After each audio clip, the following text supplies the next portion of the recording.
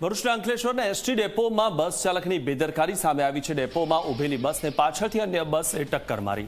બસ સોસાયટીના એક મકાનની દિવાલ સાથે અથડાઈ હતી, ત્યારે બસની ટક્કર વાગતા મકાનની દિવાલને નુકસાન પહોંચ્યું છે।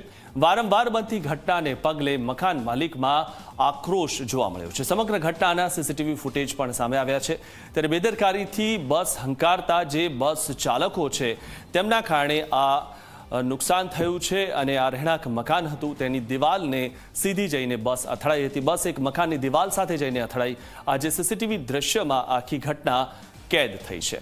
તો પાછળથી બીજી એક બસ આવી અને તે બસને પાછળથી ટક્કર મારી હતી, જેના કારણે તે બસ દિવાલ સાથે જઈને અથડાઈ હતી અને ત્યાં રહેનારા જે લોકો છે તેઓ આ પ્રકારની વારંવાર જે ઘટનાઓ ઘટે છે તેનાથી આક્રોશિત થઈ ઉઠ્યા છે।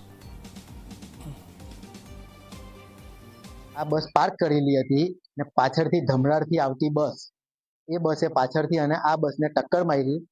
એ ટક્કર માર્યા પછી આ દિવાલમાં આવીને અથડાઈ। જે વિડીયોમાં હું બધું વિડીયો આપીશ સામે, વિડીયોમાં તમે જોઈ શકશો। આ વારંવાર આ વસ્તુ થઈ રહેલી છે। આનાથી પહેલા પણ થઈ હતી સાહેબ, કે રાત્રે માંડવીની બસ આવી ને આ જ પ્રમાણે ઠોકેલી ને એનાથી પહેલા 1 વર્ષ પહેલા આખી મારી દિવાલ પાડી દીધેલી। આ વસ્તુ વારંવાર થયા કરે છે। હું વારંવાર રજૂઆત કરું છું, મેનેજર બી કંઈ સાંભળતા નથી, કોઈ કંઈ સાંભળવા રાજી નથી।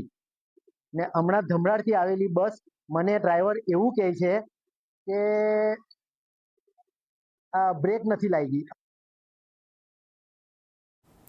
તો આપ જે આ ઘટના ઘટી તેના સીસીટીવી દ્રશ્યો જે ટીવી સ્ક્રીન પર જોઈ રહ્યા છો, પાછળથી ધસમસતી એક બસ આવી અને આગળ ઊભેલી જે બસ હતી તેને પાછળથી જોરદાર ટક્કર મારી હતી અને ડ્રાઈવરે એવું કીધું છે કે બસને બ્રેક ન લાગી। તો બ્રેક ન લાગે એવી બસ જ્યારે ડ્રાઈવર ચલાવતા હોય તો તેમાં બેસેલા પેસેન્જર માટે પણ કેટલું જોખમરૂપ હોઈ શકે છે।